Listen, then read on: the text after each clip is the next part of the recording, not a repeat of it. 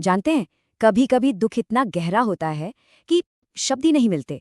Alfred Lord Tennyson की एक मशहूर कविता है, ब्रेक ब्रेक ब्रेक। आज हम इसी कविता की गहराइयों में उतरेंगे और समझने की कोशिश करेंगे कि ये उस खामोश दर्द को आवाज कैसे देती है। कविता की शुरुआत ही इन 3 शब्दों से होती है, ब्रेक ब्रेक ब्रेक। मतलब तोड़ो तोड़ो तोड़ो। ये कोई हुक्म नहीं है, नहीं, ये तो एक टूटे हुए दिल की चीख है। सोचिए, आखिर ऐसा क्या हुआ होगा जो किसी को इतनी इतनी बेबसी महसूस कराए। इस कविता के हर एक शब्द में एक बहुत गहरा दर्द छिपा हुआ है।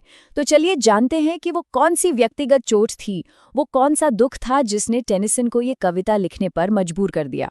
तो देखिए, सबसे पहले ये समझना होगा कि ये कविता एक शोक गीत है, जिसे अंग्रेजी में एलिजी कहते हैं। शोक गीत का मतलब है एक ऐसी कविता जो किसी बहुत ही प्रिय इंसान के गुजर जाने पर उसके गम में लिखी जाती है, एक तरह से दुख का गीत। और ये मातम था उनके सबसे अच्छे दोस्त आर्थर हैलम के लिए। तो ये कोई बनावटी या काल्पनिक दुख नहीं था, ये एक असली, बहुत ही गहरे व्यक्तिगत नुकसान का नतीजा था जिसने टेनिसन को अंदर तक पूरी तरह से हिला कर रख दिया था। और सबसे दुख की बात जानते हैं क्या थी? आर्थर हैलम की मौत सिर्फ 22 साल की उम्र में हो गई थी। सोचिए, सिर्फ 22 साल। एक ऐसी उम्र जब जिंदगी तो बस शुरू ही हो रही होती है, सपने देखने शुरू ही किए होते हैं। तो सवाल ये है कि ये कविता उस दर्द को कैसे बयां करती है जिसके लिए शब्द ही नहीं हैं। आइए देखते हैं कि कवि अपनी इस खामोश चीख को आवाज कैसे देते हैं।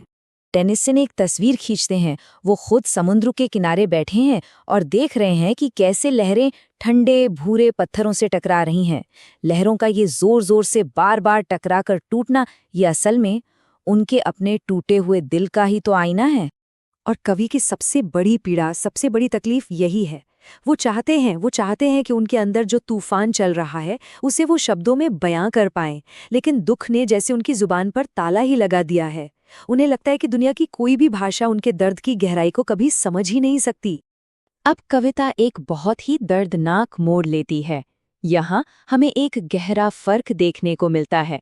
एक तरफ कवि का ठहरा हुआ दुख है और दूसरी तरफ उसके चारों ओर चलती फिरती जिंदा दिल दुनिया। तो यहाँ पर कवि अपने दुख और बाहर की दुनिया के बीच एक बहुत बड़ा फासला महसूस करते हैं। एक तरफ है उनका खामोश ठहरा हुआ दर्द और दूसरी तरफ है ये जिंदा दिली से भरी दुनिया जिसे कोई फर्क ही नहीं पड़ रहा, वो तो बस अपनी ये धुन में आगे बढ़ती जा रही है। वो देखते हैं अपने आसपास की छोटी छोटी खुशियों को। एक मछुआरे का लड़का अपनी बहन के साथ खेलते हुए चिल्ला रहा है। एक नाविक है जो अपनी नाव में गुनगुना रहा है।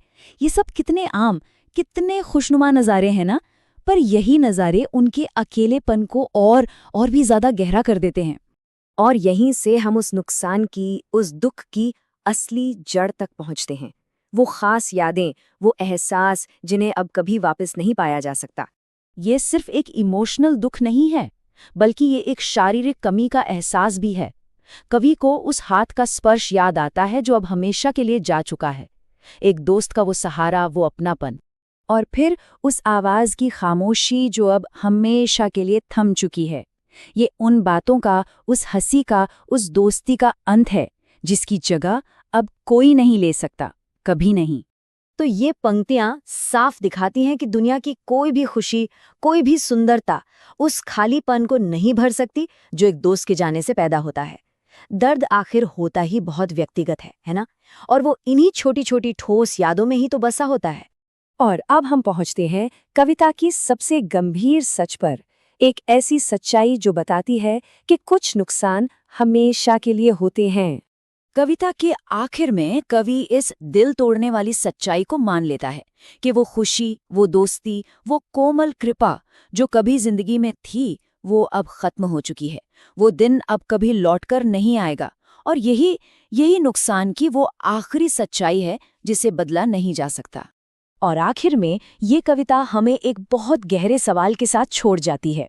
देखिए, टेनिसन ने अपने दर्द को शब्दों में उतारने की पूरी कोशिश की, पर क्या शब्द कभी उस खालीपन को सच में भर सकते हैं जो किसी अपने के जाने से पैदा होता है?